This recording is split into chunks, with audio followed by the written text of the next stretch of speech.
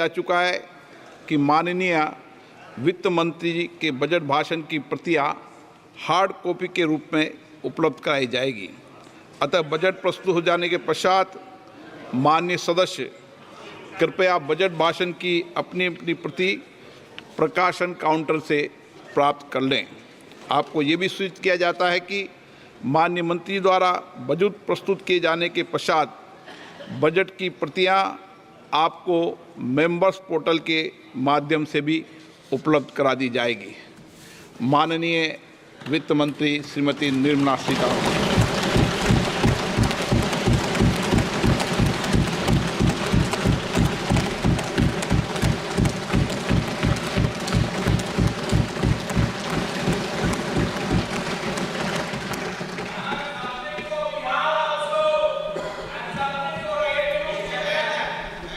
Honorable Speaker, I present the budget for 24-25.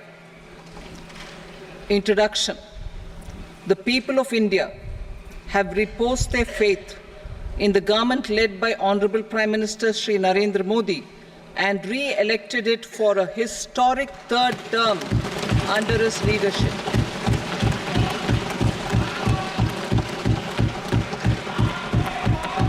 We are grateful for their support, faith, and trust in our policies.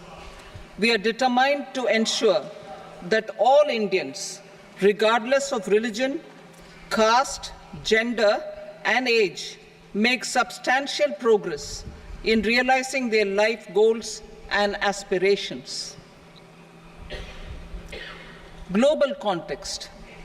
The global economy, while performing better than expected, is still in the grip of policy uncertainties. Elevated asset prices, political uncertainties, and shipping disruptions continue to pose significant downside risks for growth and upside risks. Growth continues to be the shining exception and will remain so in the years ahead.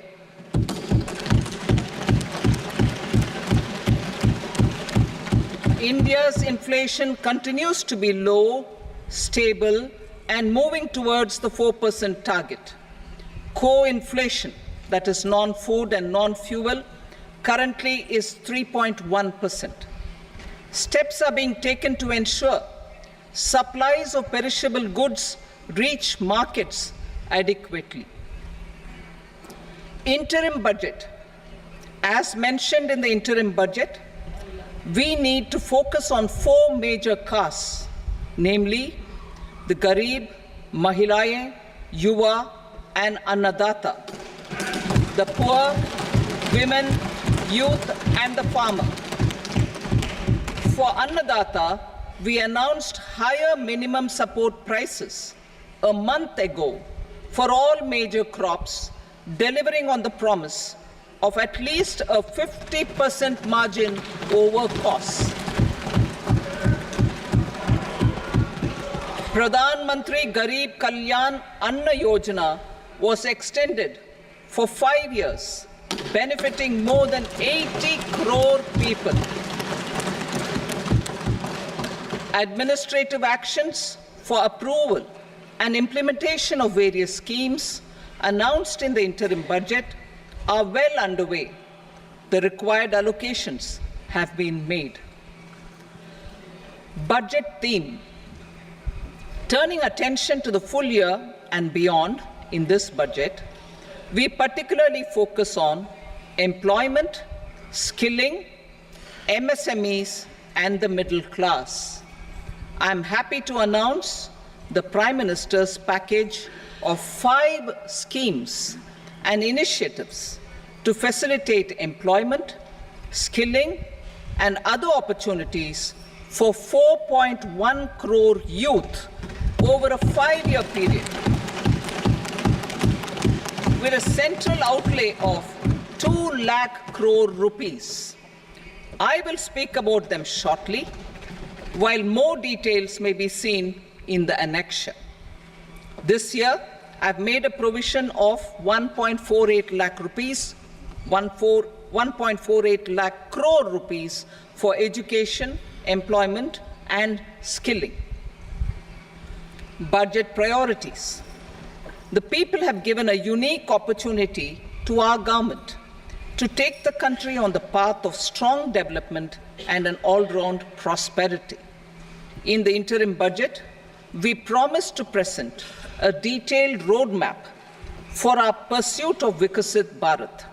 In line with the strategy set out in the interim budget, this budget envisages sustained efforts on the following 9 priorities for generating ample opportunities for all. Number 1, productivity and resilience in agriculture. Number 2, employment and skilling. Number 3, inclusive human resource development and social justice. 4, manufacturing and services. 5, urban development. 6, energy security. 7, infrastructure. 8, innovation, research and development. And 9, next generation reforms. Subsequent budgets will build on these and add more priorities and actions. A more detailed formulation will be carried out as part of the economic policy framework about which I will speak later in this speech.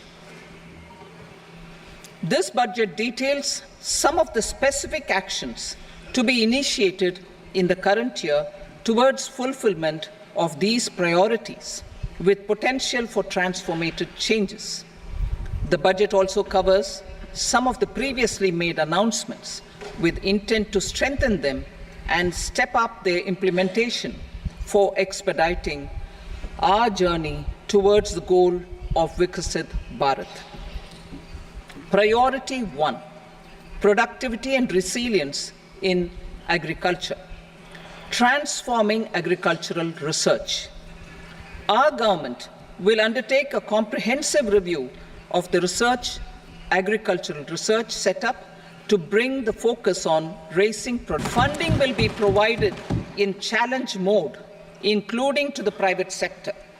Domain experts, both from the government and outside, will oversee the conduct of such research. Release of new varieties. New 109 high-yielding and climate-resilient varieties of 32 field and horticultural crops will be released for cultivation by farmers. Natural farming.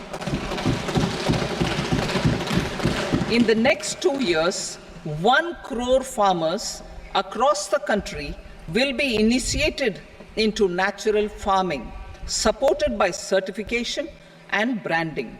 Implementation will be through scientific institutions and willing gram panchayats. 10,000 need-based bio-input resource centers will be established. Missions for pulses and oilseeds. For achieving self-sufficiency in pulses and oilseeds, we will strengthen their production, storage, and marketing. As announced in the interim budget, a strategy is being put in place to achieve Atmanirbharta for oilseeds such as mustard, groundnut, sesame, soybean, and sunflower. Vegetable production and supply chains. Large-scale clusters for vegetable production will be developed closer to major consumption centers.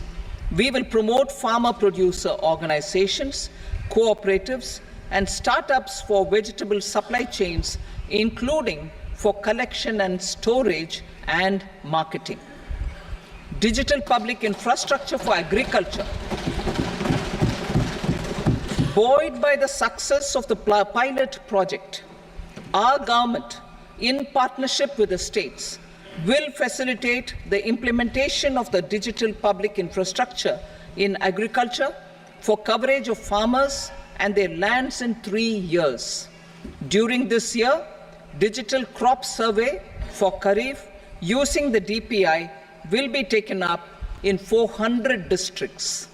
The details of 6 crore farmers and their lands will be brought into the farmer and land registries. Further, the issuance of Jan Samarth based Kisan credit cards will be enabled in 5 states. Shrimp production and export. Financial support for setting up a network of nucleus breeding centers for shrimp brood stocks will be provided. Financing for shrimp farming, processing, and export will be facilitated through NABARD. National cooperation policy. Our government will bring out a national cooperation policy for systematic, orderly, and all-round development of the cooperative sector, fast-tracking growth of rural economy and generation of employment opportunities on a large scale will be the policy goal.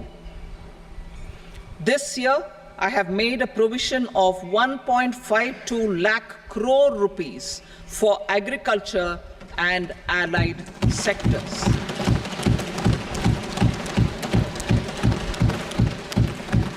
Priority 2, employment and skilling. Employment-linked incentive. Our government will implement following 3 schemes for employment-linked incentive as part of the Prime Minister's package.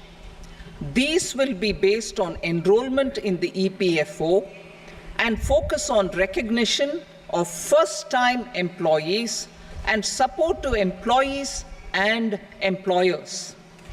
Scheme A, first-timers.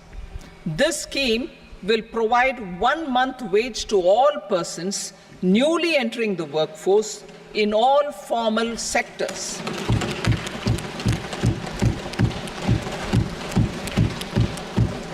Direct benefit transfer of 1 month's salary in 3 installments to first-time employees as registered in the EPFO will be up to 15,000 rupees.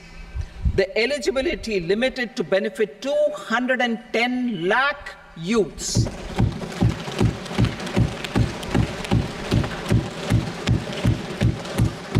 Scheme B, job creation in manufacturing. This scheme will incentivize additional employment in the manufacturing sector linked to the employment of first-time employees.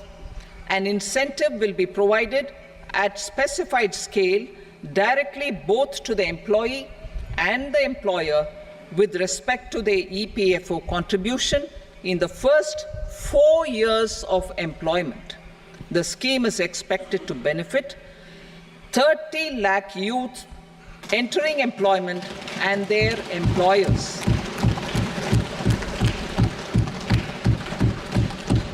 Scheme C, support to employers.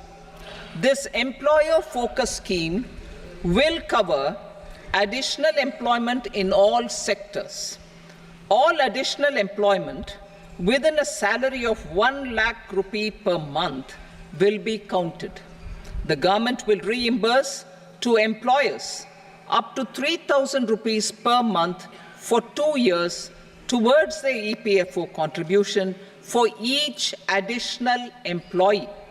The scheme is expected to incentivize additional employment of 50 lakh persons.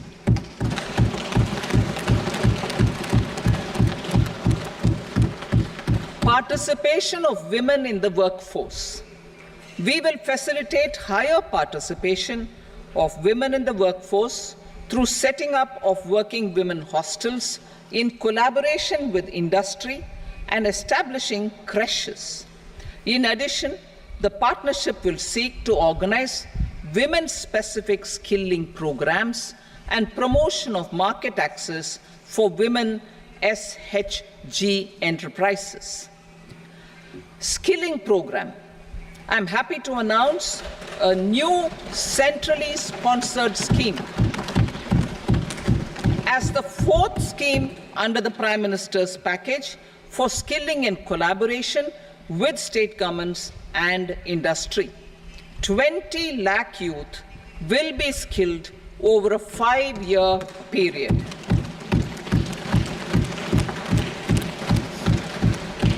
$1,000 industrial training institutes will be upgraded in hub and spoke arrangements with outcome orientation. Course content and design will be aligned to the skill needs of industry, and new courses will be introduced for emerging needs. Skilling loans. The model skill loan scheme will be revised to facilitate loans up to 7.5 lakh rupees with a guarantee from a government-promoted fund. This measure is expected to help 25,000 students every year.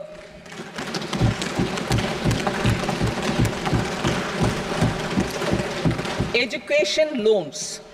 For helping our youth who have not been eligible for any benefit under government schemes and policies, I am happy to announce a financial support for loans up to 10 lakh rupees for higher education in domestic institutions.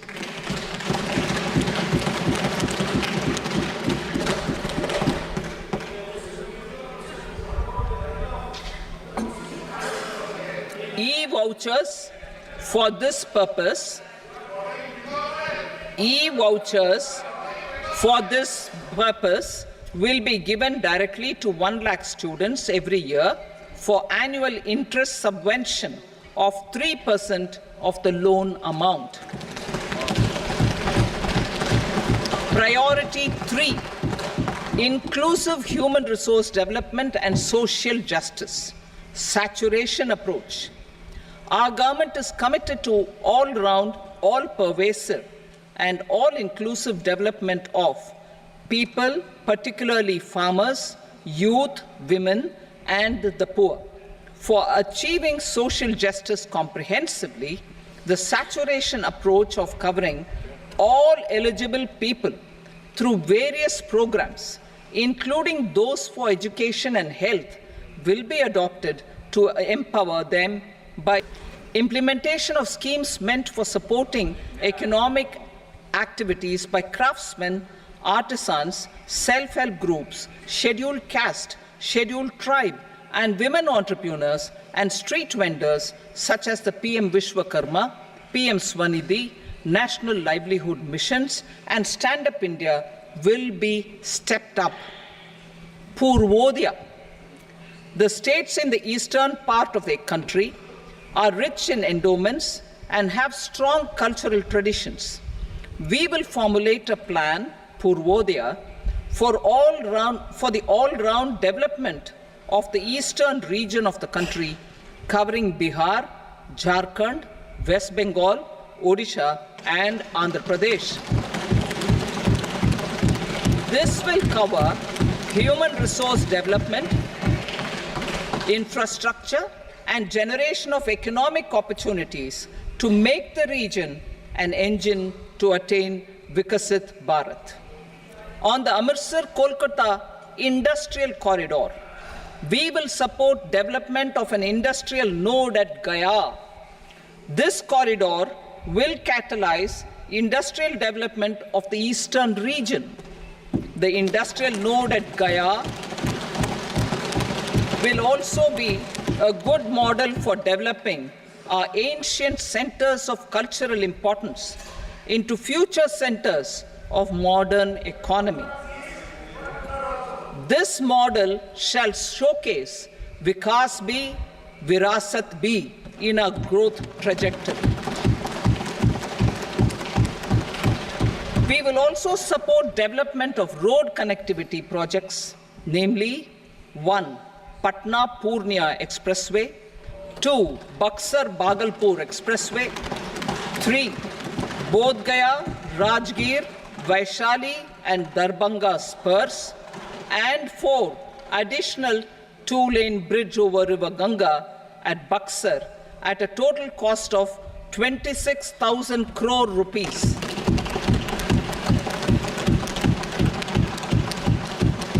Power projects, including setting up of a new 2,400 megawatt power plant at Peerpainti, will be taken up at a cost of 21,400 crore rupees. New airports, medical colleges, and sports infrastructure in Bihar will be constructed.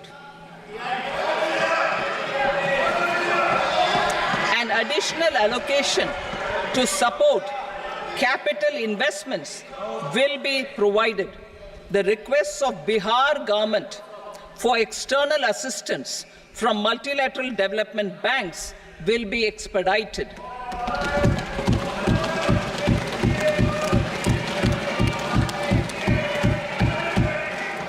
Andhra Pradesh Reorganization Act. Our government has made concerted efforts to fulfill the commitments in Andhra Pradesh Reorganization Act.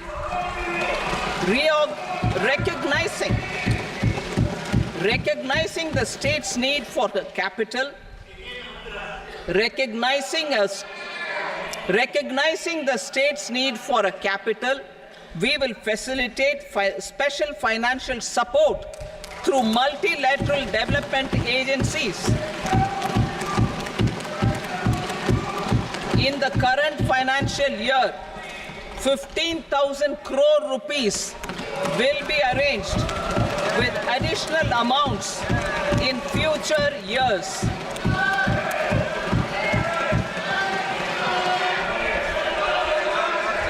Our government is fully committed to financing and early completion of the Polavaram irrigation project, which is the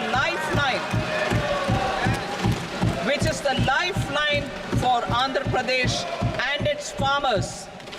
This will facilitate our country's food security as well. Under the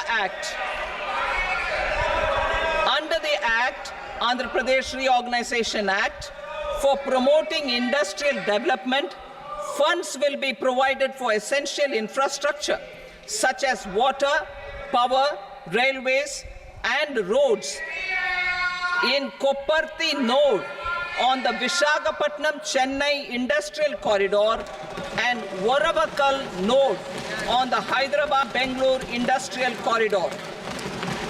An additional allocation will be provided this year towards capital investment for economic growth. Grants for backward regions of Rayalaseema, Prakasham, North Coastal Andhra, as stated in the Act, will be provided. PM Awas Yojana.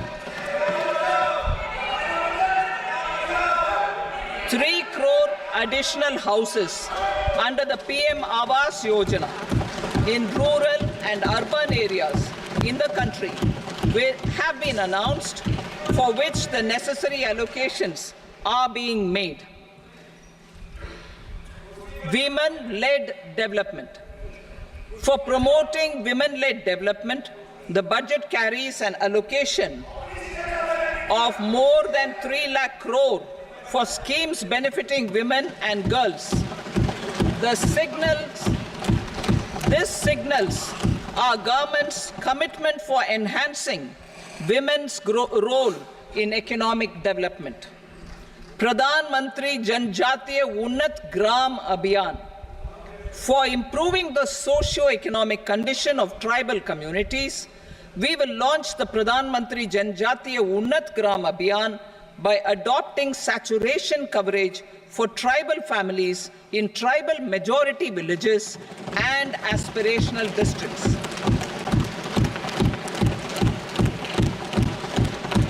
This will cover 63,000 villages, benefiting 5 crore tribal people. Bank branches in northeastern region. More than 100 branches of India Post Payment Bank will be set up in the northeast region to expand the banking services. This year, I have made a provision of 2.66 lakh crore rupees for rural development, including rural infrastructure. Priority 4, manufacturing and services, support for promotion of MSMEs. This budget provides special attention to MSMEs and manufacturing, particularly labor-intensive manufacturing. We have formulated a package covering financing, regulatory changes, and technology support for MSMEs to help them grow and also compete globally, as mentioned in the interim budget. I am happy to announce the following specific measures. Credit guarantee scheme for MSMEs in the manufacturing sector. For facilitating term loans to MSMEs for purchase of machinery and equipment without collateral or third-party guarantee, a credit guarantee scheme will be introduced. The scheme will operate on pooling of credit risks of such MSMEs. A separately constituted self-financing guarantee fund will provide to each applicant guarantee cover up to 100 crore rupees, while the loan amount may be larger. The borrower will have to provide an upfront guarantee fee and an annual guarantee fee on the reducing loan balance. New assessment model for MSME credit. Public sector banks will build their own in-house capability to assess MSMEs for credit instead of relying on external assessment. They will also take a lead in developing or getting developed a new credit assessment model based on the scoring of digital footprints of the MSMEs in the economy. This is expected to be a significant improvement over the traditional assessment of credit eligibility based only on asset or turnover criteria. That will also cover MSMEs without a formal accounting system. Credit support to MSMEs during stress period. I'm happy to announce a new mechanism for facilitating continuation of bank credit to MSMEs during their stress period while being in special mention account, SMA stage, for reasons beyond their control. MSMEs need credit to continue their business and to avoid getting into the NPA stage. Credit Mudra loans. The limit of Mudra loans will be enhanced to 20 lakh from the current 10 lakh for those entrepreneurs who have availed and successfully repaid previous loans under the Tarun category. Enhanced scope for mandatory onboarding in TREDS. For facilitating MSMEs to unlock their working capital by converting their trade receivables into cash, I propose to reduce the turnover threshold of buyers for mandatory onboarding on the TREDS platform from rupees 500 crore to 250 crore rupees. This measure will bring 22 more CPSCs and 7,000 more companies onto the platform. Medium enterprises will also be included in the scope of the suppliers. SIDBI branches in MSME clusters. SIDBI will open new branches to expand its reach to serve all major MSME clusters within 3 years and provide direct credit to them. With the opening of 24 such branches this year, the service coverage will expand to 168 out of 242 major clusters. MSME units for food irradiation, quality and safety testing. Financial support for setting up of 50 multi-product food irradiation units in the MSME sector will be provided.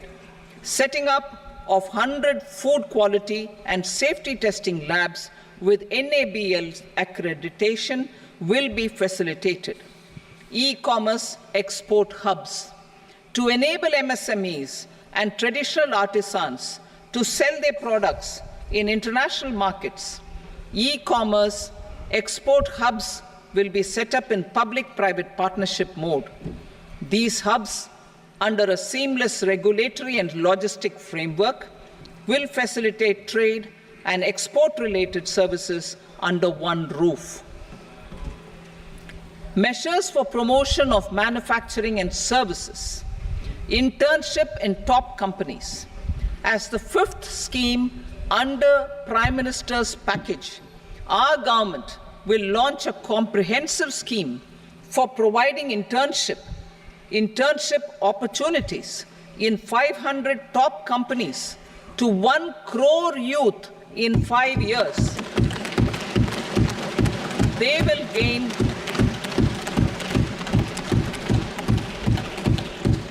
will gain exposure for 12 months to real-life business environment, varied professions, and employment opportunities.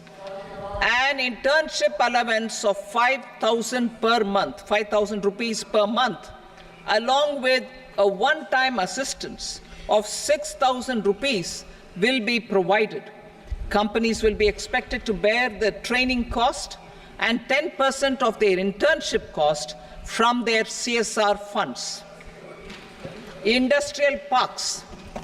Our government will facilitate development of investment-ready, plug-and-play industrial parks with complete infrastructure in or near 100 cities in partnership with the states and private sector by better using town planning schemes. 12 industrial parks under the National Industrial Corridor Development Program also will be sanctioned.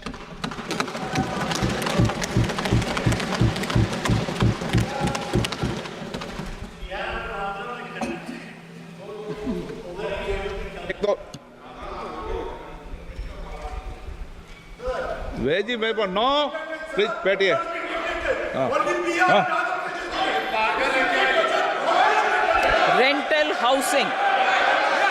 Rental housing with dormitory type accommodation for industrial workers will be, just 1 minute.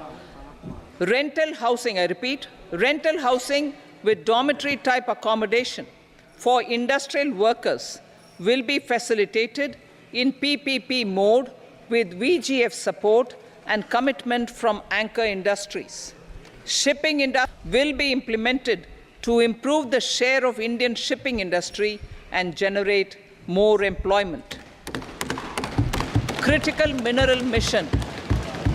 We will set up a critical mineral mission for domestic production, recycling of critical minerals, and overseas acquisition of critical mineral assets. Its mandate will include technology development, skilled workforce, extended producer responsibility framework, and a suitable financing mechanism. Offshore mining of minerals.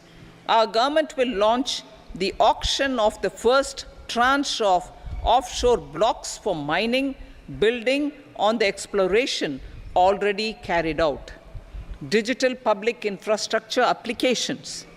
Turning to the services sector, I propose development of DPI applications at population scale for productivity gains, business opportunities, and innovation by the private sector. These are planned in the areas of credit, e-commerce, education, health, law and justice, logistics, MSME service delivery, and urban governance. Integrated technology platform for IBC ecosystem. An integrated technology platform will be set up for improving the outcomes under the Insolvency Bankruptcy Code for achieving consistency, transparency, timely processing, and better oversight for all stakeholders. Voluntary closure of LLPs. The services of the Center for Processing accelerated corporate exit, CPACE, will be extended for voluntary closure of LLPs to reduce the closure times. National Company Law Tribunals. The IBC has resolved more than 1,000 companies, resulting in direct recovery of 3.3 lakh crore to creditors. 3.3 lakh crore rupees to creditors. In addition, 28,000 cases involving over 10 lakh crore rupees have been disposed of even prior to admission. Appropriate changes to the IBC, reforms and strengthening of the tribunal and appellate tribunals will be initiated to speed up insolvency resolution. Additional tribunals will be established. Out of those, some will be notified to decide cases exclusively under the Companies Act. Debt recovery. Steps for reforming and strengthening debt recovery tribunals will be taken. Additional tribunals will be established to speed up recovery. Priority 5, urban development. Cities as growth hubs. Working with states, our government will facilitate development of cities as growth hubs. This will be achieved through economic and transit planning and orderly development of peri-urban areas utilizing town planning schemes. Creative redevelopment of cities. For creative brownfield redevelopment of existing cities with a transformative impact, our government will formulate a framework for enabling policies, market-based mechanisms, and regulation. Transit-oriented development. Transit-oriented development plans for 14 large cities with a population above 30 lakh will be formulated, along with an implementation and financing strategy. Urban housing. Under the PM Awas Yojana, Urban 2.0, housing needs of 1 crore urban poor and middle-class families will be addressed with an investment of 10 lakh crore rupees.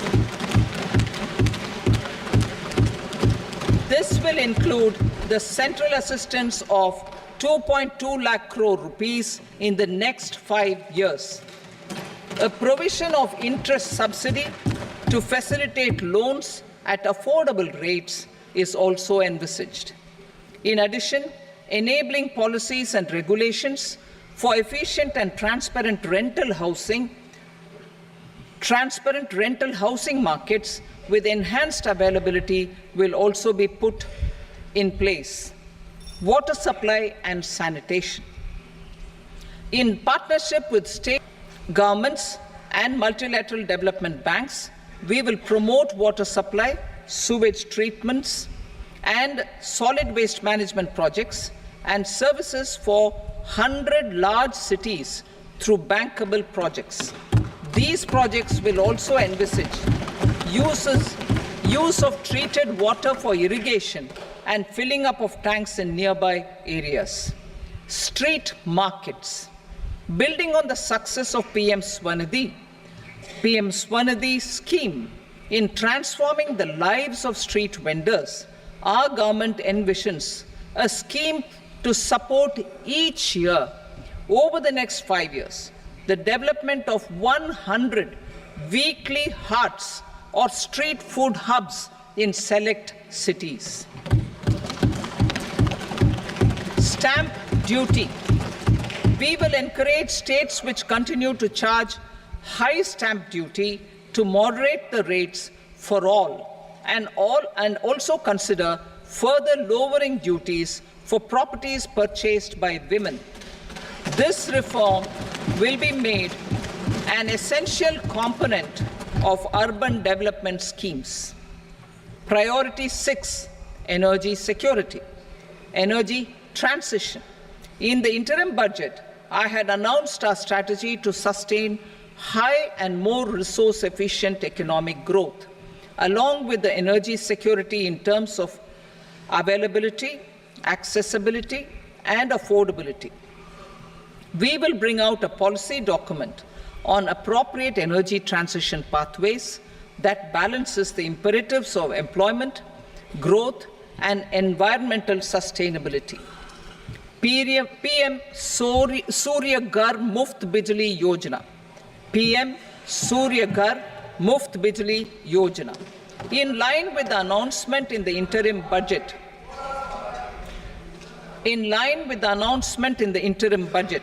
PM Surya Ghar Muft Bijli Yojana has been launched to install rooftop solar plants to enable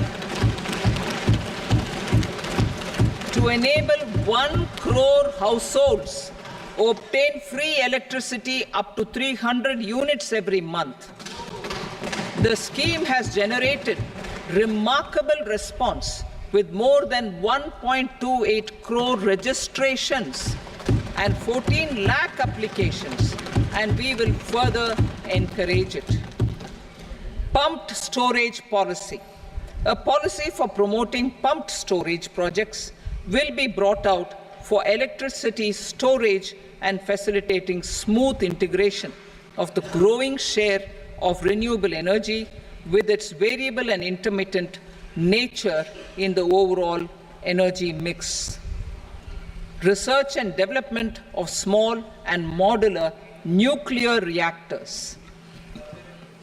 Nuclear energy is expected to form a very significant part of the energy mix for Vikasit Bharat. Towards that pursuit, our government will partner with the private sector for 1. Setting up Bharat Small Reactors, 2. Research and development of Bharat Small Modular Reactor, and 3. Research and development of newer technologies for nuclear energy. The R&D funding announced in the interim budget will be made available for this sector also. Advanced ultra supercritical thermal power plants. The development of indigenous technology for advanced ultra supercritical thermal power plants with much higher efficiency has been completed. A joint venture between NTPC and BHEL will set up a full-scale 800 megawatt commercial plant using AUSC technology. The government will provide the required fiscal support. Moving forward, development of indigenous capacity for the production of high-grade steel and other advanced metallurgy materials for these plants will result in strong spin-off benefits for the economy. Roadmap for hard-to-abate industries. A roadmap for moving the hard-to-abate industries from energy efficiency targets to emission targets will be formulated. Appropriate regulations for transition of these industries from the current perform, achieve, and trade mode to Indian carbon market mode will be put in place. Support to traditional micro and small industries. An investment-grade energy audit of traditional micro and small industries in 60 clusters, including brass and ceramic, will be facilitated. Financial support will be provided for shifting them to cleaner forms of energy and implementation of energy efficiency measures. The scheme will be replicated in another 100 clusters in the next phase. Priority 7, infrastructure investment by central government. Significant investment the central government has made over the years in building and improving infrastructure has had a strong multiplier effect on the economy.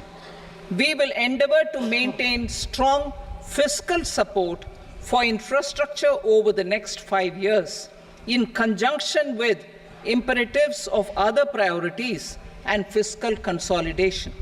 This year, I have provided 11,11,111 crore rupees for capital expenditure. This would be 3.4% of our GDP. Infrastructure investment by state governments. We will encourage states to provide support of similar scale for infrastructure, subject to their development priorities. A provision of 1.5 lakh crore rupees for long-term interest-free loans have been made this year also to support the states in their resource allocation. Private investment in infrastructure. Investment in infrastructure by private sector will be promoted through viability gap funding and enabling policies and regulations. A market-based financing framework will be brought out. Pradhan Mantri Gram Sadak Yojana, Phase 4 of the PMGSY will be launched to provide all-weather connectivity to 25,000 rural habitations, which have become eligible in view of their population increase. Irrigation and flood mitigation. Bihar has frequently suffered from floods, many of them originating outside the country. Plans to build flood control structures in Nepal are yet to progress. Our government, through the Accelerated Irrigation Benefit Program and other sources, will provide financial support for projects with estimated cost of 11,500 crore rupees, such as the Kosi-Michi intra-state link and 20 other ongoing and new schemes, including barrages, river pollution abatement, and irrigation projects. In addition, survey and investigation of Kosi-related flood mitigation and irrigation projects will be undertaken.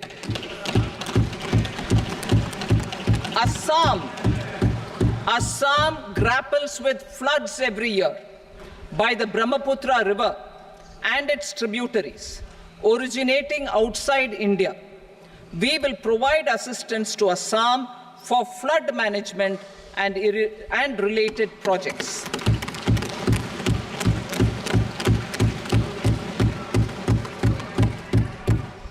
Himachal Pradesh suffered extensive losses due to floods last year. Our government will provide assistance to the state for reconstruction and rehabilitation through multilateral development assistance.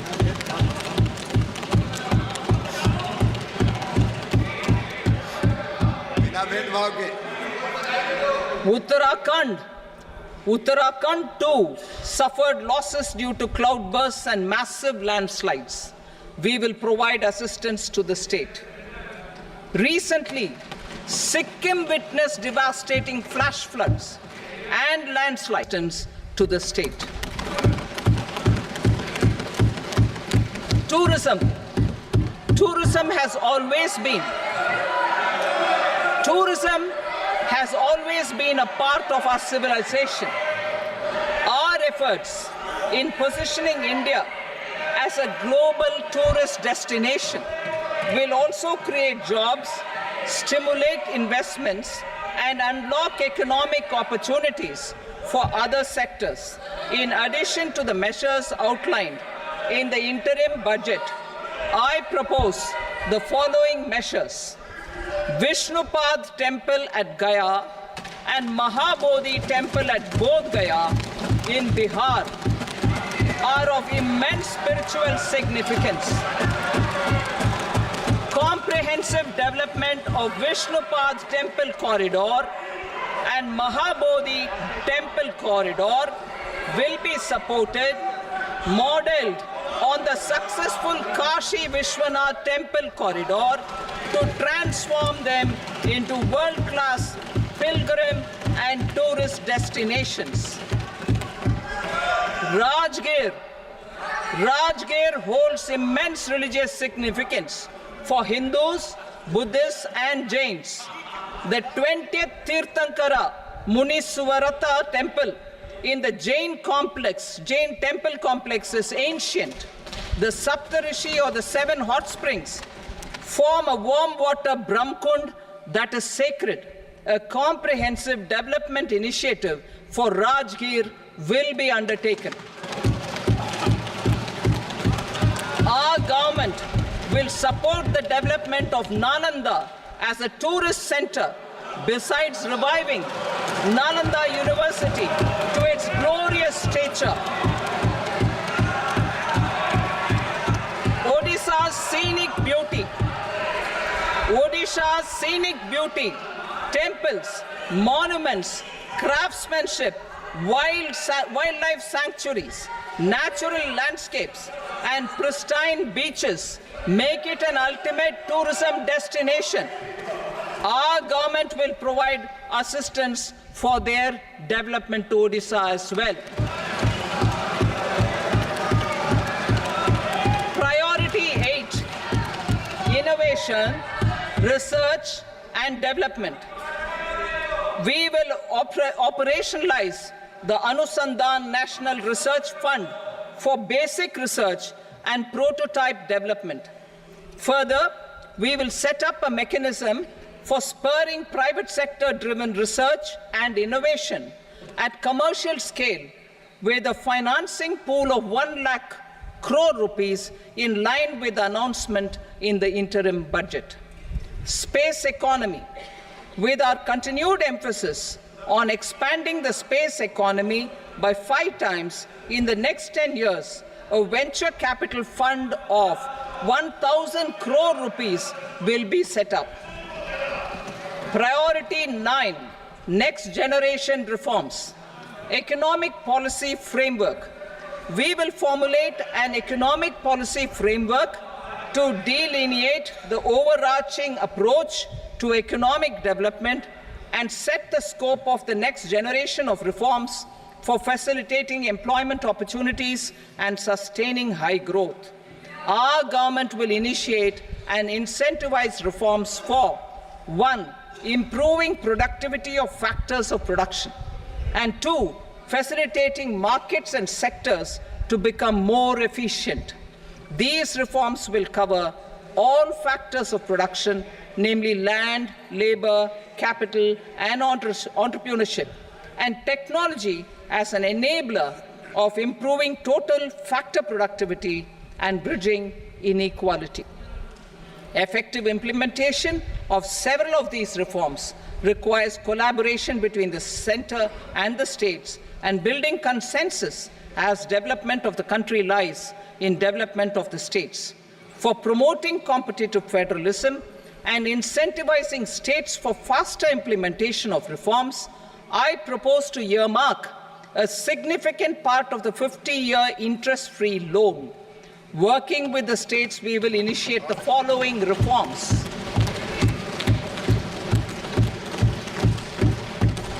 Land-related reforms and actions, both in the rural and urban areas, will cover 1. Land administration, planning and management, and 2. Urban planning usage and building bylaws. These will be incentivized for completion within the next 3 years through appropriate fiscal support. Rural land-related actions. Rural land-related actions will include 1. Assignment of unique land parcel identification number, UL PIN, or Bhu Aadhaar for all lands. 2. Digitization of cadastral maps. 3. Survey of subdivisions, survey of map subdivisions as per current ownership. 4. Establishment of land registry. And 5. Linking to the farmers registry. These actions will also facilitate credit flow and other agricultural services. Urban land-related actions. Land records in urban areas will be digitized with GIS mapping, an IT-based system for property record administration, updating, and tax administration will be established. These will also facilitate improving the financial position of urban local bodies. Labor-related reforms, services to labor. Our government will facilitate the provision of a wide array of services to labor, including those for employment and skilling. A comprehensive integration of e-Shram portal with other portals will facilitate such one-stop solution. Open architecture databases for the rapidly changing labor market, skill requirements, and available job roles, and a mechanism to connect job aspirants with potential employers and skill providers will be covered in these services. Shram Suvidha and Samadhan portal. Shram Suvidha and Samadhan portal will be revamped to enhance ease of compliance for industry and trade. Capital and entrepreneurship related reforms, financial sector vision and strategy. For meeting financing needs of the economy, our government will bring out a financial sector vision and strategy document to prepare the sector in terms of size, capacity, and skills. This will set the agenda for the next 5 years and guide the work of the government, regulators, financial institutions, and market participants. Taxonomy for climate finance. We will develop taxonomy for climate finance for enhancing the availability of capital for climate adaptation and mitigation. This will support achievement of the country's climate commitments and green transition. Variable capital company structure. We will seek the required legislative approval for providing an efficient and flexible mode for financing leasing of aircrafts and ships and pooled funds of private equity through a variable company structure. Foreign direct investments and overseas investment. The rules and regulations for foreign direct investment and overseas investments will be simplified to 1. Facilitate foreign direct investments, 2. Nudge prioritization, and 3. Promote opportunities for using Indian rupee as a currency for overseas investment. NPS Vatsalya. NPS Vatsalya, a plan for contribution by parents and guardians for minors, will be started. On attaining the age of majority, the plan can be converted seamlessly into a normal NPS account. Use of technology. We have successfully used technology for improving productivity and bridging inequality in our economy during the past 10 years. Public investment in digital infrastructure and innovations by the private sector have helped in improving access of all citizens, particularly the common people, to market resources, education, health, and services. We will step up adoption of technology towards digitalization of the economy. Ease of doing business. For enhancing ease of doing business, we are already working on the Jan Vishwan digitalization. Data and statistics. For improving data governance, collection, processing and management of data and statistics, different sectoral databases, including those established under the Digital India Mission, will be utilized with active use of technology tools. New pension scheme. The committee to review the NPS has made considerable progress in its work. I'm happy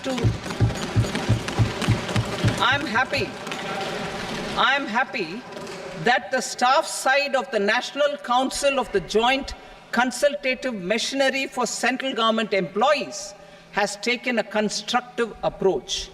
A solution will be evolved which addresses the relevant issues while maintaining fiscal prudence to protect the common citizens.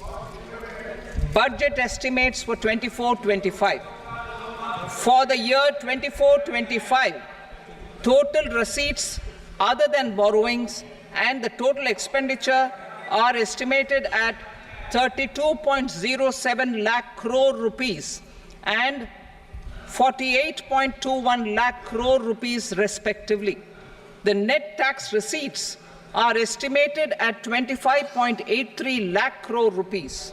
The fiscal deficit is estimated at 4.9% of the GDP. The gross and the net market borrowings through dated securities during 24-25 are estimated at 14.01 lakh crore rupees and 11.63 lakh crore rupees respectively. Both will be less than that in 23-24. The fiscal consolidation path announced by me in 2021 has served our economy very well, and we aim to reach the deficit below 4.5% next year. The government is committed to staying the course. From 2026-27 onwards, our endeavor will be to keep the fiscal deficit each year such that the central government's debt will be on a declining path as percentage of GDP. I will now move to Part B.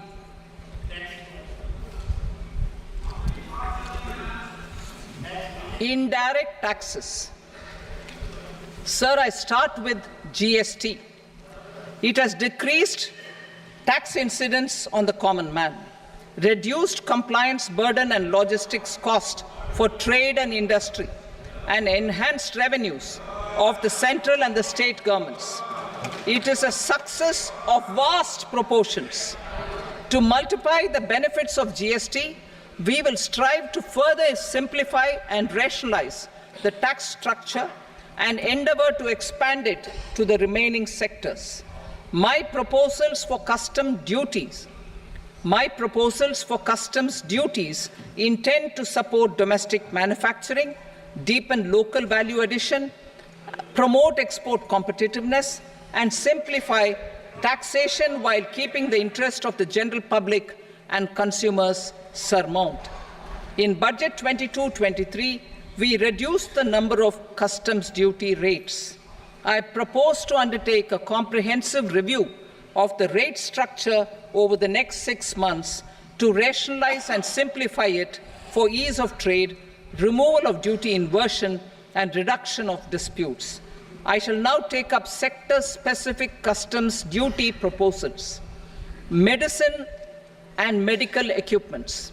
To provide relief to cancer patients, I propose to fully exempt 3 more medicines from customs duties.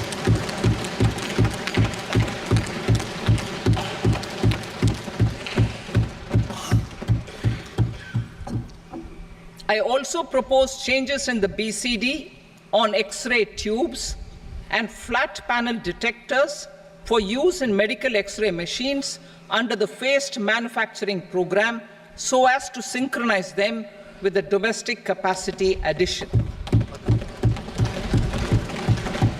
Mobile phone and related parts. With a 3-fold increase in domestic production and almost a 100-fold jump in exports of mobile phones over the last 6 years, reduce the BCD on mobile phone, mobile PCBA, and mobile charger to 15%. Critical minerals. Minerals such as lithium, copper, cobalt, and rare earth elements are critical for sectors like nuclear energy, renewable energy, space, defense, telecommunications, and high-tech electronics. I propose to fully exempt customs duties on 25 critical minerals and reduce BCD on 2 of them. This will provide a major fillip to the processing and refining of such minerals and help secure their availability for these strategic and important sectors. Solar energy. Energy transition is critical in the fight against climate change. To support energy transition, I propose to expand the list of exempted capital goods for use in the manufacture of solar cells and panels in the country. Further, in view of sufficient domestic manufacturing capacity of solar gas, glass and tinned copper interconnect, I propose not to extend the exemption of custom duties provided to them. Marine products. India's seafood exports in the last financial year touched an all-time high of more than 60,000 crores of rupees. Frozen shrimp accounted for about 2/3 of these exports. To enhance their competitiveness, I propose to reduce BCD on certain broodstock, polychaete worms, shrimp, and fish feed to 5%. I also propose to exempt customs duty on various inputs for manufacture of shrimp and fish feed. Leather and textile. Similarly, to enhance the competitiveness of exports in the leather and textile sectors, I propose to reduce BCD on real down-filling material from duck or goose. I am also making additions to the list of exempted goods for manufacture of leather and textile garments, footwear, and other leather articles for export. To rectify inversion in duty, I propose to reduce BCD subject to conditions on methylene diphenyl diisocyanate, MDI, for manufacture of spandex yarn from 7.5 to 5%. Furthermore, the export duty structure on raw hides, skin, and leather is proposed to be simplified and rationalized. Precious metals. To enhance domestic value addition in gold and precious metal jewelry in the country, I propose to reduce customs duties on gold and silver to 6% and that of platinum to 6.4%. Other metals. Steel and copper are important raw materials. To reduce their cost of production, I propose to remove the BCD on ferronickel and blister copper. I am also continuing with nil BCD on ferrous scrap and nickel cathode and concessional BCD of 2.5% on copper scrap. Electronics. To increase value addition in the domestic electronics industry, I propose to remove the BCD subject to conditions on oxygen-free copper for manufacture of resistors. I also propose to exempt certain parts for manufacture of connectors. Chemicals and petrochemicals. To support existing and new capacities in the pipeline, I propose to increase the BCD on ammonium nitrate from 7.5% to 10%. Plastics. PVC flex banners are non-biodegradable and hazardous for environment and health. To curb their imports, I propose to raise the BCD on them from 10 to 25%. Telecommunication equipment. To incentivize domestic manufacturing, I propose to increase the BCD from 10 to 15% on PCBA of specified telecom equipment. Trade facilitation.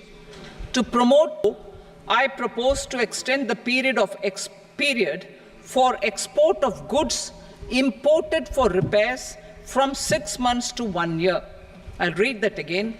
To promote domestic aviation and boat and ship maintenance, repair and operations, I propose to extend the period for export of goods imported for repairs from 6 months to 1 year. In the same vein, I propose to extend the time limit for re-import of goods for repairs under warranty from 3 to 5 years. I now move to direct taxes. We will continue our efforts to simplify taxes, improve taxpayer services, provide tax certainty, and reduce litigation while enhancing revenues for funding the development and welfare schemes of the government. It has been our endeavour to simplify taxation. We have taken a number of measures in the last few years, including introduction of simplified tax regimes without exemptions and deductions for corporate tax and for personal income tax. This has been appreciated by taxpayers. 58% of corporate tax came from the simplified tax regime in the financial year 22-23. Similarly, as per data available till now, for the last fiscal, more than 2/3 have availed the new personal income tax regime. Comprehensive review of the Income Tax Act. I am now announcing a comprehensive review of the Income Tax Act 1961. The purpose is to make the Act concise, lucid, easy to read and understand. This will reduce disputes and litigation, thereby providing tax certainty to the taxpayers. I will also bring down the demand embroiled in litigation. It is proposed to be completed in 6 months. A beginning is being made in the Finance Bill by simplifying the tax regime for charities, tedious rate structures, provisions of reassessment and such provisions, and capital gains taxation. Simplification for charities and tedious. The two tax exemption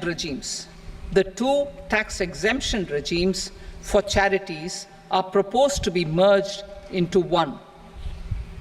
The 5% tedious rate on many payments is being merged into the 2% tedious rate, and the 20% tedious rate on repurchase of units by mutual funds or UTI is being withdrawn.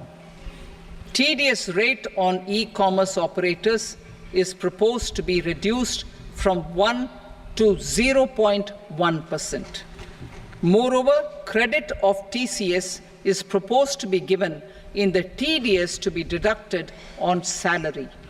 Further, I propose to decriminalize delay for payment of TDS up to the due date of filing statement for the same.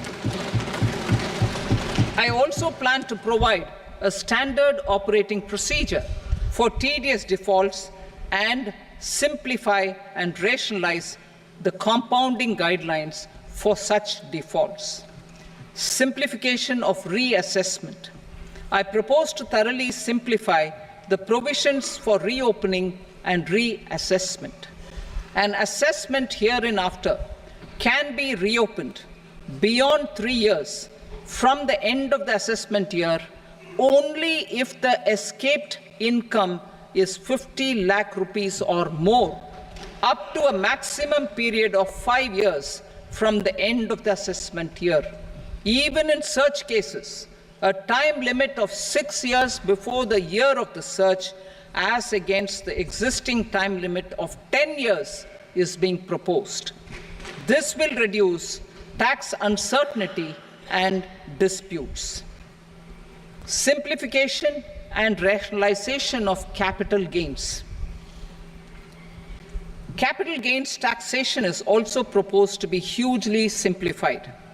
Short-term gains on certain financial assets shall henceforth attract a tax rate of 20%, while that on all other financial assets and all non-financial assets shall continue to attract the applicable tax rate. All financial and non-financial assets, on the other hand, will attract a tax rate of 12.5%.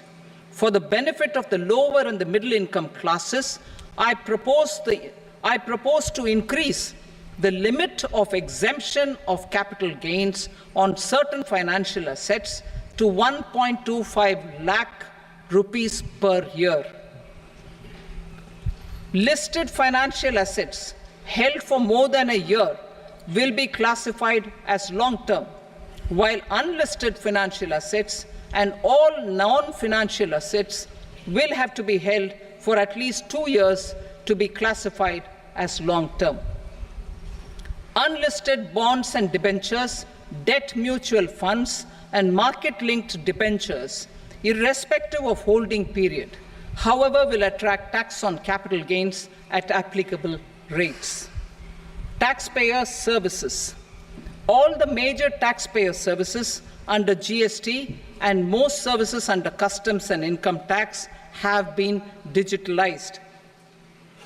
All remaining services of customs and income tax, including rectification and order giving effect to appellate orders, shall be digitalized and made paperless over the next 2 years. Litigation and appeals. While our concerted efforts to reduce pendency of appeals at various appellate fora are beginning to show good results, it will continue to engage our highest attention. To dispose of the backlog of first appeals, I plan to deploy more officers to hear and decide such appeals, especially those with large tax effect. For resolution of certain income tax disputes pending in appeal, I am also proposing Vivad Se Vishwas Scheme 2024. Further, I propose to increase monetary limits for filing appeals related to direct taxes, excise, and service tax in the tax tribunals, high courts, and Supreme Court to 60 lakh rupees, 2 crore rupees, and 5 crore respectively, with a view to reduce litigation and provide certainty in international taxation. We will expand the scope of safe harbor rules and make them more attractive. We will also streamline the transfer pricing assessment procedure. Employment and investment. I have a few proposals to promote investment and foster employment. First of all, to bolster the Indian startup ecosystem, boost the entrepreneurial spirit, and to support innovation, I propose to abolish the so-called angel tax for all classes of investors. Second, there is tremendous potential for cruise tourism in India.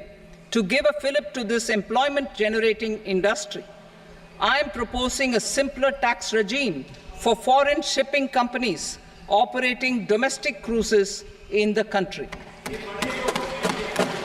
Third, India is a world leader in the diamond cutting and polishing industry, which employs a large number of skilled workers. To further promote the development of this sector, we would provide for safe harbor rates for foreign mining companies selling raw diamonds in the country. Fourth, to attract foreign capital for our development needs, I propose to reduce the corporate tax rate on foreign companies from 40 to 35%. Deepening the tax base. I have a couple of proposals for deepening the tax base. First, security transaction tax on futures and options of securities is proposed to be increased to 0.02% and 0.1% respectively. Second, for reasons of equity, I propose to tax income received on buyback of shares in the hands of recipients. Other proposals. To improve social security benefits, deduction of expenditure by employers towards NPS is proposed to be increased from 10 to 14% of the employee's salary. Similarly, deduction of this expenditure up to 14 for the new tax regime is proposed to be provided. Indian professionals working in multinationals get ESOPs and invest in social security schemes and other movable assets abroad. Non-reporting of such small foreign assets has penal consequences under the Black Money Act. Such non-reporting of movable assets up to 20 lakh rupees is proposed to be depenalized. Other major proposals in the finance bill relate to withdrawal of equalization levy of 2%, expansion of tax benefits to certain funds and entities in IFSCs, and immunity from penalty and prosecution to Benamidar on full and true disclosure so as to improve conviction under the Benami Transaction Prohibition Act 1988. Personal income tax. Coming to personal income tax rates, I have two announcements to make for those opting for the new tax regime. First, the standard deduction for salaried employees is proposed to be increased from 50,000 to 75,000 rupees.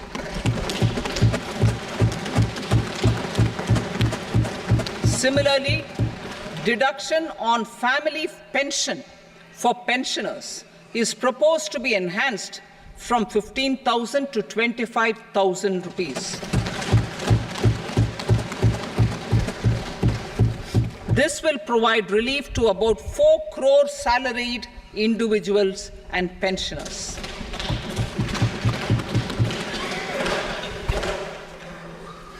Second, in the new tax regime, the tax rate structure is proposed to be revised as follows: 0 to 3 lakh rupees, nil; 3 to 7 lakh rupees, 5%; 7 to 10 lakh rupees, 10%; 10 to 12 lakh rupees, 15%; 12 to 15 lakh rupees, 20%; and above 15 lakh rupees, 30%.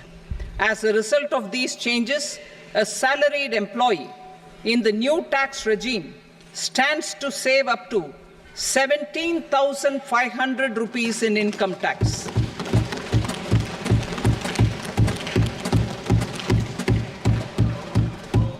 Apart from these, I am also making some other changes as given in the annexure.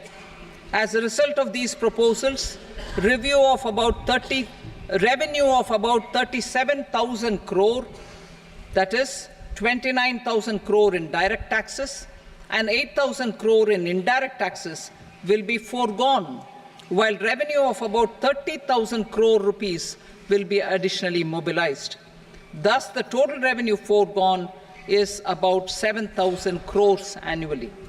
Mr. Speaker, sir, with this, I commend the budget to this august House. Jai Hind.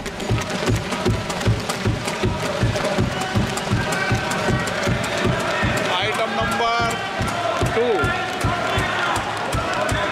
Item number 2.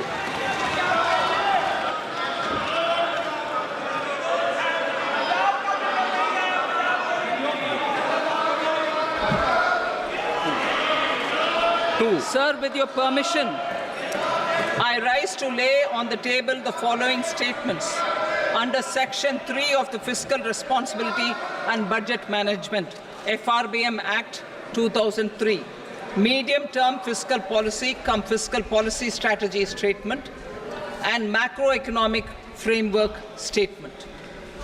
Item number 3.